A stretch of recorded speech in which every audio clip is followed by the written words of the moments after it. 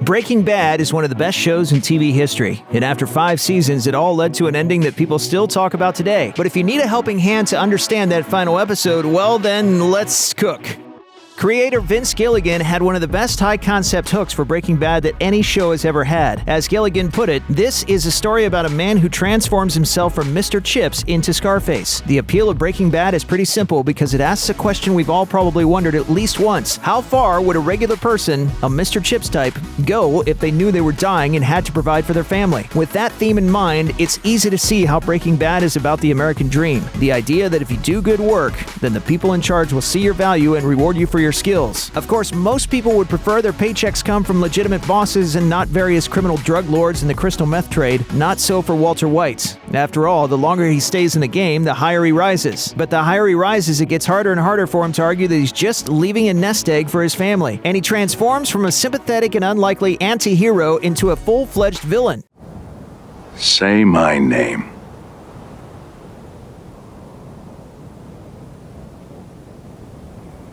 Heisenberg.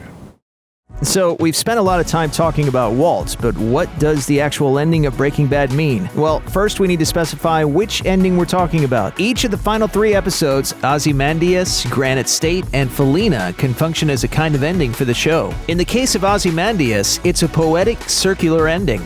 My name is Ozymandias, King of Kings. Look on my works, ye mighty, and despair. Walt betrays Jesse completely by giving his former partner up to the white supremacists he's been working with. Worse still, he admits to Jesse that he watched Jane die and did nothing. I watched her overdose and choke to death. I could have saved her, but I didn't. But even before handing Jesse over to the Nazis, Walt is indirectly responsible for getting Hank, his DEA brother-in-law, killed. And then Walt has to watch his Uncle Jack and his white supremacist gang take away all his earnings, except one single barrel of cash. Walt then has to roll the barrel back towards civilization, passing by the pair of pants he lost in the very first episode. When he tries to convince his family to flee with him, his wife and son attack him, and Walt kidnaps his infant daughter. It's all of Walt's lies laid bare. He chose an empire over his family, and like the Shelley poem the episode is named after says, no empire lasts forever. Walt has the money to flee into a kind of witness protection program for criminals, but he's giving up the family that he pretended to do so much for.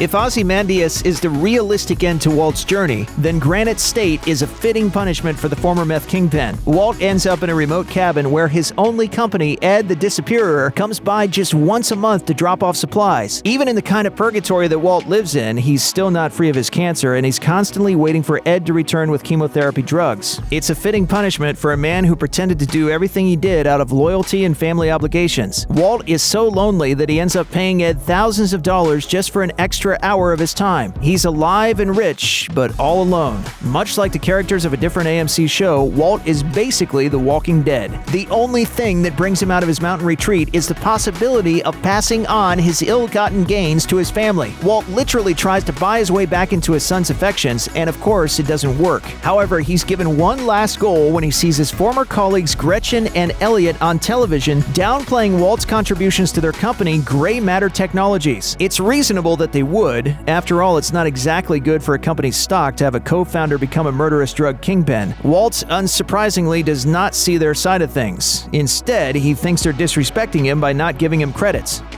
Felina, the finale episode of Breaking Bad, is basically a victory lap for Walt. He gets to accomplish everything that he left his mountain retreat to do. He threatens Gretchen and Elliot into giving all of his money to his family under the guise of a charitable donation.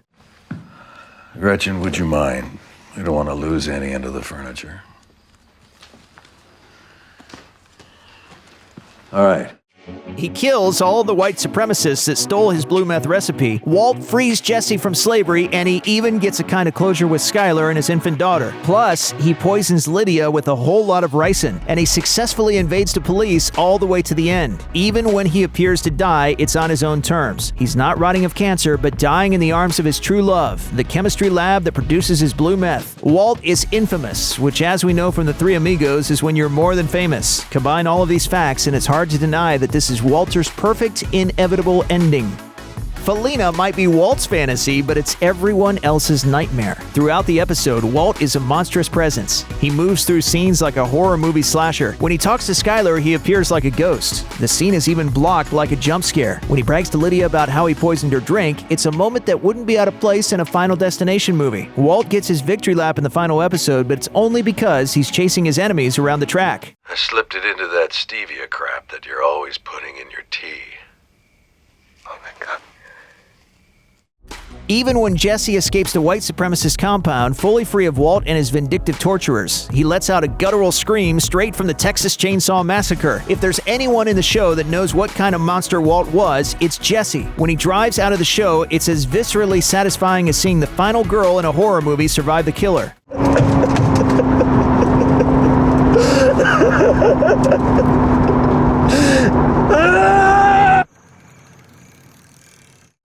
Walt starts Breaking Bad by telling his family that he loves them and that everything he did was for their sake. He ends the show hobbling out to the mess shed to be with what he truly loves, his work, his legacy. It's clear that he was never really Mr. Chips. Whatever falling out happened between him and his partners before the show started was a symptom of something deeper. Walt's cancer was just an excuse for him to be the power-hungry villain he'd always wanted to be. As Vince Gilligan once put it, "We always say in the writer's room, if Walter White has a true superpower, it's not his knowledge of chemistry or his intellect. It's his ability to lie to himself. He is the world's greatest liar." Walt lied to himself for so long that he believed his own lies for most of the show. He lied to the audience too. How much you want to believe that Walt was a good man is dependent on how much you want to believe his lies. Was he a good man who broke bad? Or was he always a twisted monster who finally got the excuse to behave like Scarface?